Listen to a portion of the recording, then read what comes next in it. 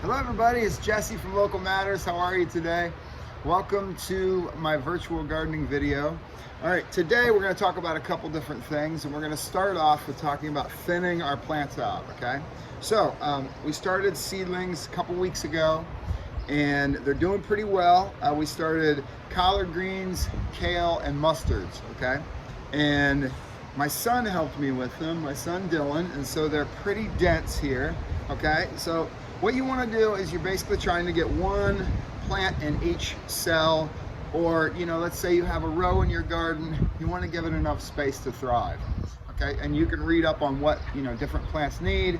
Something like mustard greens or collards that we have in here are actually going to need a pretty good amount of space. They're going to need probably 12 to 18 inches around them.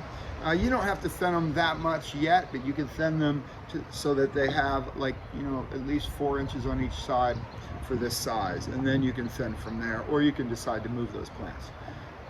All right, now we're going to go ahead and look at each cell tray and pick the strongest one, and then you can get some nice little pruning shears like this, or you can even pinch them with your finger if you want to do it that way. Okay, so I'm just going to go ahead and pick a couple, and there's no reason to worry about this. It's fine. It's actually going to help your plants. It's not going to hurt them.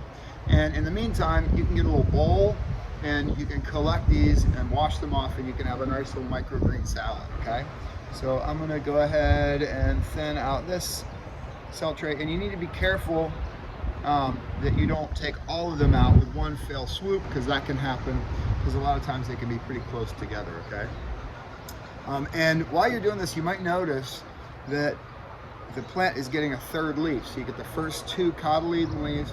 They look really similar in most of these greens. And you're going to get a third leaf that will show what it is. Okay, that's its true leaf.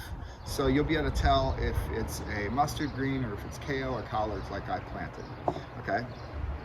Now again, just to emphasize the point of all this, I had a woman at one of our gardens years ago who had started tomato seedlings, and she brought me a tray when we were planting the garden in May, and she was so excited. They were her little babies, which I totally understand and I think is great, but she wanted to plant every single one of those in this 8x4 bed, and there's no way that's a good idea.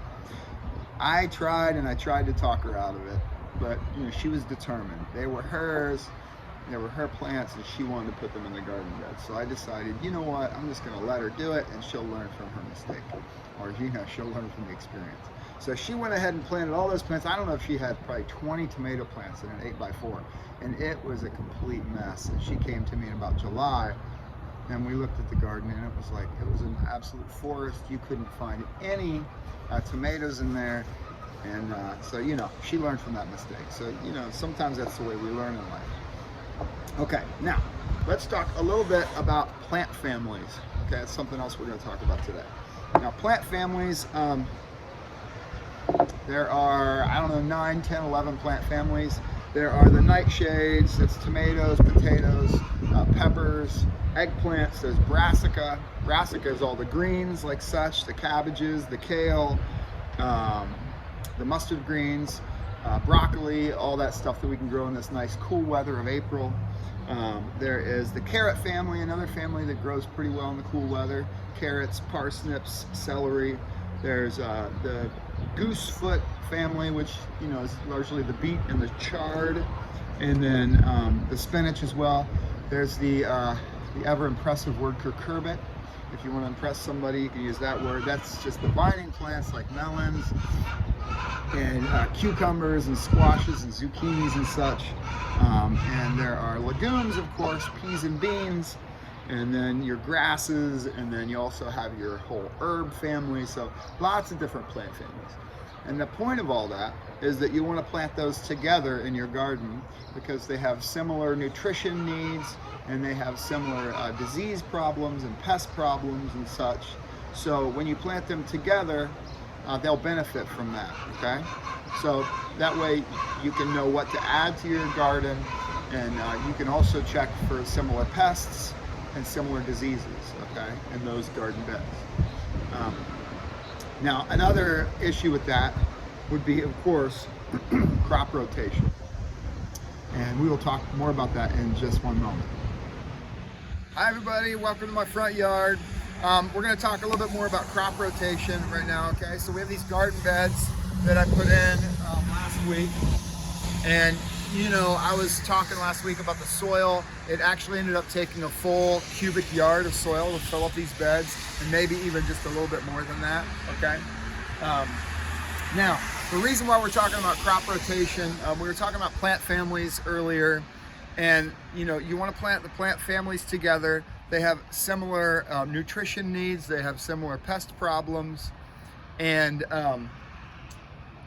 your garden's going to be a lot healthier if you adhere to that, okay? So let's say we plant the nightshades in this box this year, so we plant some peppers and some tomatoes and maybe an herb with it like basil, okay, which grows really well with those plants, okay?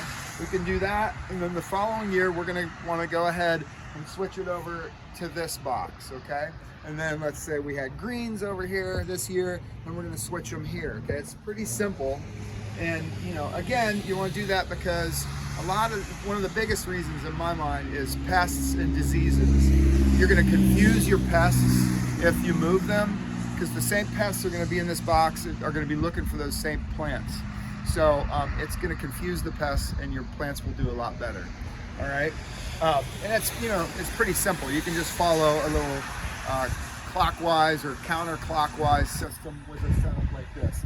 If you have some beds straight in a row, obviously you can just kind of go down the line and then start over on the other end, okay? And you want to keep the same plants out of the same beds for 3 years in a row, ideally. If you just do it every other year, that's probably going to do pretty well as well. So another thing I want to mention real quickly is succession planting. So, you know, let's say that my family really enjoys green beans from the legume family, of course. Okay, so we could plant some green beans in one of these boxes, and it'd probably be a good idea just to plant half the box with green beans at first, because green beans will give you quite a bit of produce for about a month or so, and then they'll start to peter out. But if you've planted one row, and then a couple weeks later you plant another row or two, you're gonna have green beans for much longer for you and your family to enjoy, okay? So I hope that this was helpful today. I hope you enjoyed it, and I will see you next week. Happy gardening. See you soon, guys.